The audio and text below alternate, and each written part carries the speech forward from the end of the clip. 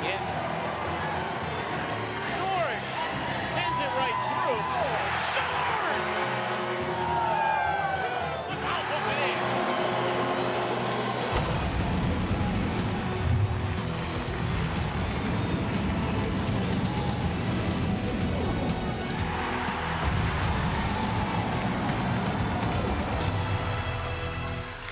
Oh, it's beginning to feel a lot like hockey weather here in Rochester as we are on the verge of a major winter storm, but that is not stopping these diehard hockey fans from coming out here tonight. Tiger pride in full effect as the hometown Tigers wrap up their weekend series with first place Army West Point. We welcome you inside the Gene Policini Center on the campus of the Rochester Institute of Technology. And if last night's any indication, oh, you're going to want to stick around tonight, it should be another good one between these two conference rivals. You are watching RIT SportsZone pregame live, presented by Taylor the Builders. Highlights, analysis, live interviews, and more on the way as we get you set for the Tigers and Black Knights in a little over a half hour from now. Good evening, I'm Kevin Roach. We're so glad you could join us tonight for RIT SportsZone pregame live. We welcome our viewers watching online and across New York State on Time Warner Cable Sports Channel. Well, after dropping 4 straight, Tiger Nation was admittedly on edge coming into this series with first place Army. But earlier this week, head coach Wayne Wilson told us while they've learned some tough lessons the last 2 weeks, he believes this team's too good to give up on themselves just yet. Army and RIT last night, oh, the Cadets came in just allowing 1.5 goals a game, the second fewest in all of Division I. Pick up the action in the first period on the power play. Dominic Franco puts it in, a 1-0 lead for Army after one. Second period, the freshman Ryan Kruper passing up on the shot to get it to another freshman, Darren Brady, his first collegiate goal as a Tiger, and we were tied at 1. But after another bad penalty by the Tigers, Army on the power play, and RIT could just not clear it out of the zone. Trevor Fiddler gets the go-ahead goal. It was 2-1 Army. Black Knights 2 for 7 on the man advantage last evening. RIT was on the power play later in the period, but Army had the opportunity. Shorthanded, Mike Rotolo says, oh, I don't think so. Try it again later. They did just a minute later. Army catches RIT on a change. Oh, another shorthanded opportunity, and Rotolo does it again, making the big stop. It was 2-1 after 2. Rotolo, 32 saves on the night. Third period, Tigers flip the switch. The captain, Miles Powell, ties it at 2 with his 4th on the year. Tigers were just getting started. Ryan Kruper, watch this nifty little pass between the legs to Danny Smith. RIT scored twice in less than 2 minutes to take a 3-2 lead, and all the Tigers, they just kept coming. The same line would strike again. This time it's Sean Cameron. The rebound, his first goal as a Tiger. He'd add another as RIT scored 5 goals in the period for the first time since last February when they did it against Niagara. Oh, they go on to win it 6-2 over Army. Yeah, we've had a tough stretch. I don't know if we really deserved the 4 losses in a row. I think we played some pretty solid games, just didn't get any bounces. But we worked hard this practice on a couple of things. Defense was priority all week, battling. So, you know, we were down 2-1. We had a good talk in between second and third period, which I think really sparked us. And then, yeah, we were able to get a quick one and just took it from there. We were getting frustrated. It was hard in practice. We were getting down on ourselves. But in the second period, after we were losing 2-1, we gathered together in the center of the room, and we really, there's someone said the speech, and we got all fired up, and it paid off. Right before the third, we all came together and said, you know, this has to be the period. We have to get the monkey off the back. It's got to be now. We can't wait another day. We can't let this losing streak get to 5. We got to go out right now. We got to take this game. And that's what we did. We came out guns blazing, and that's the best period we played as a team all season. Anytime we played home, it's a must-win. We don't ever want to give up points at our home ice. So, you know, we're going against the #1 team in our conference right now. They're in first place, and we were talking about all week, they're not going to come into our building and take any points from us. So it started tonight. We got 2 points, but we have to be back and ready tomorrow to get another 2 points. Oh, the seniors and the captains taking command of the room before the third period last night, and whatever they said, oh, it proved to be the spark that this team needed. As we look inside the numbers, what a night for the Smith, Kruper, and Cameron line. Kruper, 4 points. Cameron gets his first 2 goals as a Tiger, and Danny Smith, the senior, adding a goal and 3 assists as the Tigers used their best period of the season to earn 2 big points in the conference standings. SportsZone's John DiTullio joins us live from the Tigers bench with head coach Wayne Wilson, who told his team and the fans, for that matter, not to lose faith this week. And boy, if anyone fell off the bandwagon, John, they're racing to get back on it after last night, aren't they? That's right, Kevin. Thank you so much. Wayne, how big of a win was that for your team last night? I don't want to say it's any bigger than any other, but when you're on a 4-game losing streak, it took some pressure off us. It validated some of the things we were trying to do, and now we've got to try and follow that up again here tonight. You played a lot of great periods. Where does last night's third period rank this year? I think, I think we got rewarded last night. We got the goals, obviously, so it looks great on the scoreboard. But, going back to even Robert Morris and some of the games earlier in the year, UConn, we've had some great periods. We just haven't been able to capitalize. I thought last night's first period was a pretty good period for us as well. Not as dominating, but we just didn't score the goals. So last night, we got some puck luck and we got some goals against a very good goalie. So I'd like to follow that up here tonight. You found maybe a third line last night. Your freshman came through. Talk about that third line. Cooper had a big game for you. Yeah, I think it's important because we had two lines going. Miles and Gabe's lines were playing very well. I thought that Cooper's line was starting to play well last weekend. We saw it in practice. Then we had Sean Cameron, misconduct, was out, so came back tonight. So it was good for them to get rewarded. They're all very good players, particularly the two freshmen, and then a senior that's trying to teach them as they go along, and Danny Smith. And we're going to need 3 lines to go throughout the year. I don't think they're going to be able to accumulate what they did last night.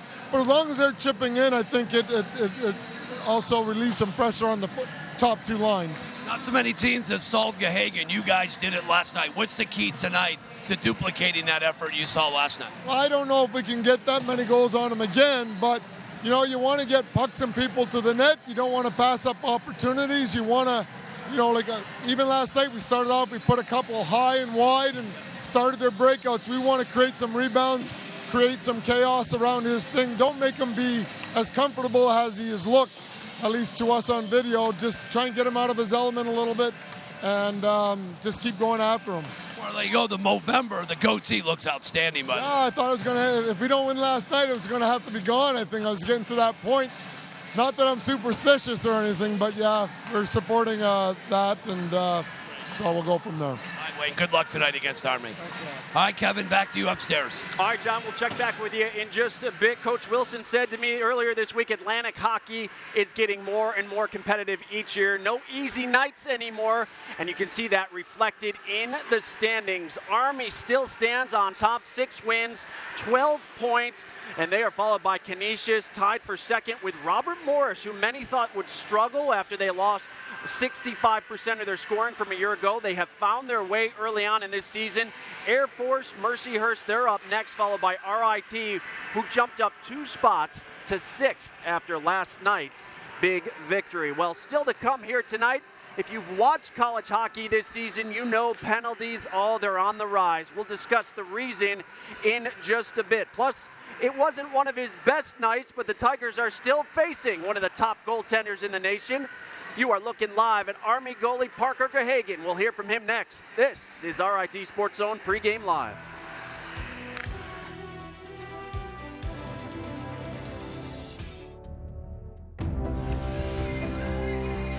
Right off the heel of his stick, and now turnover. Opportunity. McGowan shot, scores! Tigers are on the board, 1-0. That's the freshman, Brad McGowan. Finally getting a goal here at home. That's a lot of minutes. And there it is again, right off the draw. The Tigers make it 2-0. And I was just going to say, John, maybe the floodgates open, and there you have it. In front. Shot, goal, we're tied. Captain Mike Hull has put it back in the net, 2-2 we're at. Spivak calling for it. Spivak sending it out to the side. Haltigan shooting it. Knocked down, rebound in front. Not held in. And now a breakaway at the end of regulation. Here comes Army going in and making a great defensive play at the end was Haltigan to knock it off the stick of Starshevsky. And the Tigers will get a tie out of this one tonight. Oh, did they dodge a bullet there at the end. What a sequence. Looked like RIT had the game won. And then Haltigan gets back and saves the game for the Tigers. They do get a point. Disappointing it may be, but a great way to end it there. looked like they were going to lose it. Starshevsky might have got a little too cute there at the end. I don't think he knew Haltigan. Haltigan, he gets a gold star for saving the Tide tonight. Oh, a great one between the Tigers and Army from 5 years ago at the Ritter. We're back here on RIT SportsZone Pregame Live. Tonight will be the 26th meeting between these two programs in a series that has been dominated by the Tigers since they first met back in '06. RIT holding a 16-3-6 advantage over the Black Knights, including an impressive 8-1-1 record over the last 10 meetings between the two. While RIT has won those 3 conference titles, Army has only played in 1 championship. They were the runner-up to Air Force back in 2007. Well, 1 game certainly doesn't make or break a season. Army goaltender Parker Gahagan is being reminded of that today after giving up a season-high 6 goals last night, which greatly impacted what was the second-ranked goals against average in the country. But Army's success so far this year can be attributed to his play in net. The Buffalo native is still one of the nation's best between the pipes.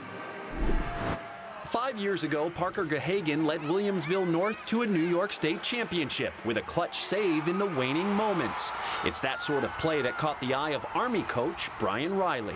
On the ice, we saw a young man who we thought had a great deal of potential. He's a big kid, and so many of these guys that you play against nowadays, these big goalies, they take up a lot of room, but he's athletic.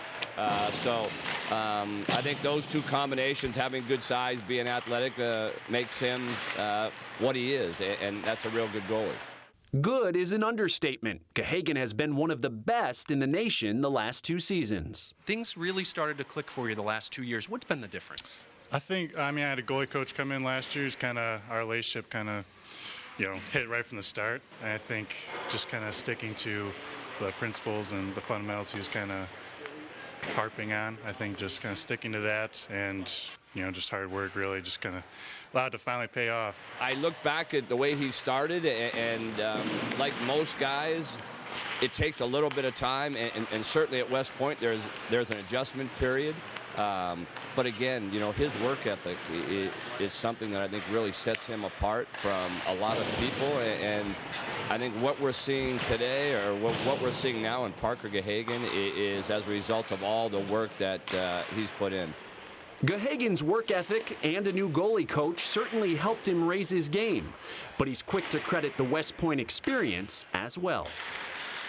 The West Point life is a lot different than most college atmospheres. How does that prepare you? How is that different?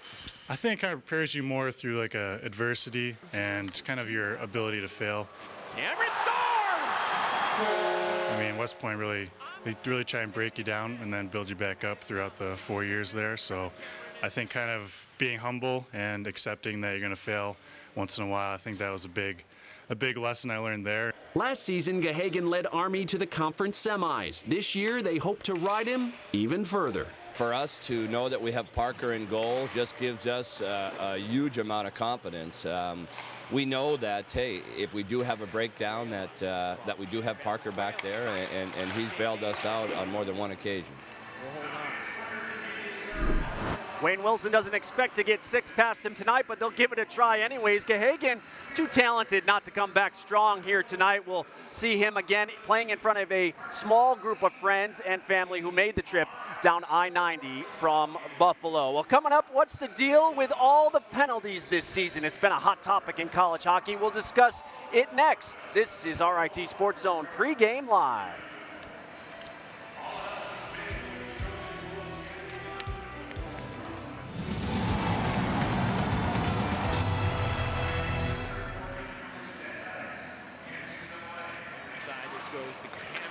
Play hard, play smart. Cooper in front of the goal. Danny Smith from Cooper's second assist tonight. And the Tigers, just like that, take the lead. This line's been doing some nice things. Back to Cooper, the backhand. And the rebound in front is put back in. Sean Cameron, as Gahagan lost track of it. Whoa, this line's on fire. It's 4-2. Apt now down low. Brubaker sending it. Anger Duckus. Where did it go? It's in. Shoulder and hung in the air, and finally the Tigers put in another one. It's 5-2 on the power play. 2.5 hours away. Everett scores!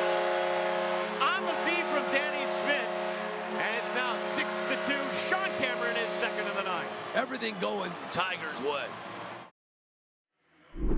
Oh, the Tigers had it going last night. If you're just joining us, you missed a great one. The sights and sounds of RIT hockey, courtesy of Gene Battaglia and John DiTullio and the wonderful crew here at SportsZone. You can find Hockey Central all season long on our website, ritsc.com. A great way to catch up on the games you may have missed throughout the season. Well, two guys you may have missed from last night because we were tape delayed. Oh, they're back with us live and in color tonight. Gene Battaglia and John DiTullio. Oh, the Tigers got the spark they were looking for in the third last night, but it came from one senior and two freshmen on that third line. Good evening, gentlemen. Good evening, Kevin. Yeah, that line combining for 11 points. And, Johnny, I don't think Ryan Kruper's coming out of lineup anytime soon. He can't. I thought that was the difference last night. You're looking for the storyline. I thought Mike Ricciolo was sensational, but that third line gave them the jolt that they certainly needed last night, certainly in that third period. Kruper with 4 assists. Also, Sean Cameron finishing with 2 goals. Danny Smith. Tigers now can roll really 4 lines here, but 3 of them can score. Absolutely, and now that makes this team even more dangerous. We already knew this team could skate really fast, real well, and we knew they could score. Now you add another line, makes them that much more dangerous moving forward. We take a look at some of the highlights from last night, and it was the passing here, John. And this is just a great hockey IQ by Pass of the year. Look at the freshman through the legs to the senior, able to finish. To me, that's a highlight, man. Come on. I mean, stop. You're a freshman going through the legs there? Loved it. That, to me, that's the play of the game. And then here is Kruper again, and then Cameron is Gahagen just completely lost track. And then I thought Gahagen then kind of lost it a little bit mentally after that. Getting pucks to the net, crashing the net, and then Gahagen, look, he stands up, gets kind of flat-footed. There were just RIT jerseys and players just flying all over the place last night. That was the difference in the third period. Well, senior Danny Smith, the left winger, knows how important last night's win was. Yeah, I mean, it's good. It kind of got a couple monkeys off the back. Me and Sean, I guess you could say. But no, we had a good week of practice. I thought a really solid week, and we're just looking to contribute to help the team. Hopefully, we can do it again tomorrow. You know, being a senior, what can that do for a freshman? You know, getting those first points in. Oh, it's huge. I mean, I remember as a freshman getting that first goal. It's a pretty special feeling, and you kind of don't want to wait for the next game. Last weekend against Air Force, we practiced all together, that line with Smitty and Kruper, and unfortunately I got suspended for the second game of the series, so I didn't play. But all week this week we played together, and I feel like we had great chemistry right away. It clicked, and fortunately we got the bounces in the third period that we needed. And a change. Here comes Susi going in, and Rotolo picking it up. 5 third-period goals last night for the Tigers. They get the win. 2 points is nice, Johnny. 4 is much better. What do the Tigers have to do tonight? I think they need 4, and here's what they need to do. Number 1, they're going to have to keep their emotions in check. They took 7 penalties last night. Talking with Todd Skirving earlier, he knew it got chippy at the end. He expects a chippier game tonight. Get pucks to the net. We saw that in the third, and let's utilize their speed and quickness tonight. That's going to need puck movement because, as Wayne was telling me earlier, you get a little puck luck. When you get pucks in the net and you get puck movement, you get some greasy goals sometimes, and I think that's the strategy tonight for the Tigers. That is a key, that last one, because Army does a lot of things well, but they're not as fast as RIT. Not even close. Foot speed, everything points towards RIT when you look at athleticism and quickness. Should be a good crowd here tonight, Kevin. 7:05, we'll have the play-by-play. Can't wait. All right, we'll see you then, guys. Thanks so much. Well, over the last 2 months, they talked about penalties just a minute ago. College fans have been screaming about it across the country, voicing their displeasure with the volume of penalties being called. RIT fans included in that, but you may be surprised to learn that these aren't new rules this season. Officials are simply being asked to crack down on the ones already in the rule book. Brown in stride. Brown gaining the zone, and Brown gets tripped up. And the Tigers will go back on the power play with 45 seconds remaining in the period. And the Colonial players a little frustrated now. They're looking. The significant rise in penalties this season has a direct correlation with an effort to enforce the standard of play, an attempt to protect skilled players from being illegally interfered with. We want players to be able to skate freely with the puck and without the puck. It makes it very difficult to score goals as it is. When people are positionally correct, but when they're able to be in position and maybe or maybe slightly out of position, aren't able to grab someone or hook someone or have just a hand on someone the whole time, it makes it very difficult for the skilled player to be able to show their skill and be able to score goals. Last season, RIT committed 201 penalties in 39 games. In just 11 contests so far this year, the Tigers have been called for 86. Something to be concerned about or expected with the way they're trying to enforce things? I think it's a little bit expected because our team is very aggressive, I think. We like to hit. Everyone wants to play man-on-man defense. Everyone's very passionate about our defense. So I think it's kind of expected, but it can't happen though. It's costing us games. Robert Morris 5-1, we're winning, and then they get a couple 5-on-3s, and the game changes, and that's 2 points. So. Big hit by Chase Norris, and they're going to call him for running. So Chase Norris going for the knockout shot, and now the Tigers are 2 men down. This is not smart hockey at all. With so many penalties being called, especially early on, do you feel like it ruined the flow of the game? Yeah, see, that's like I was saying, that's where I feel like maybe, the refs are kind of taking control of the game a bit. I mean, sometimes there's some weak calls, and some guys don't have a strong grip on their stick, and their sticks are falling, or the guys are just weak on their feet and they're falling down. And yeah, I definitely think when you get into penalty trouble, whether it's us on the power play, which I don't mind because we want to score goals too, but like when we're killing penalties, it kind of ruins the flow on the bench. Do you feel like you've personally had to change maybe your mentality from game to game based on how it's being officiated? I wouldn't say I haven't changed much. It's just more of just the idea of play a little bit smarter. Don't slash a guy's stick, go and lift his stick. It's just try not to be lazy and try to keep my feet moving. I think when anyone on the team is keeping their feet moving, they're going to keep themselves out of penalty trouble, and they're probably going to draw a penalty before they take one. So it's just playing smart and being aware of the new rule changes and what they can call. So you just got to have that in the back of your mind and adjust to that. Adjusting is the key, but so is consistency from the officials. I think this is frustrating now because all of a sudden things that we called 3 games ago, 6 games ago are not being called, and it's like, geez, are we sticking with this or aren't we? And I do want consistency from start to finish of a game, whether it's a stricter referee on his calling of the game or his leniency. Either way, I'd like it to be consistent from the start, because once the ref establishes what is an interference, as an example, and what isn't, then that's the standard our players think they're playing by, and we don't want that change in the third period where all of a sudden you get a penalty or that you're screaming that you didn't get a penalty. It should be consistent regardless of time and score of the game, and that's what I look for in a good referee. Wayne Wilson's pretty upset watching this. We've seen enough penalties being called this period.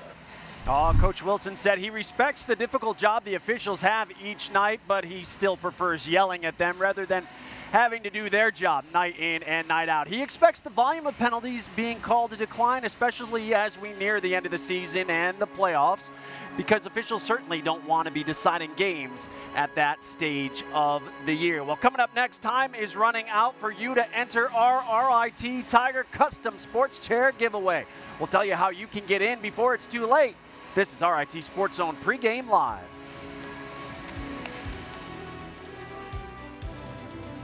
Back on RIT SportsZone Pregame Live. Tigers play 3 conference games before they're back on home ice. This Wednesday they're at Mercyhurst, followed by 2 at Niagara the first weekend of December. We're back live with you on Friday and Saturday, December 9th and 10th, when Providence of Hockey East comes to town. It'll be the first meeting between these 2 schools. Our coverage, as always, begins at 6:30 with RIT SportsZone Pregame Live, presented by Taylor the Builders, followed by the Tigers and Friars on Time Warner Cable Sports Channel 26. Don't forget the best way to catch the Tigers all season long, right here at the Gene Policini Center. You can purchase single game tickets to both men's and women's hockey by visiting the Policini Center box office Monday through Friday from 10 to 6 by calling 475-4121 or online at rithockey.com. And hey, there's still time to enter.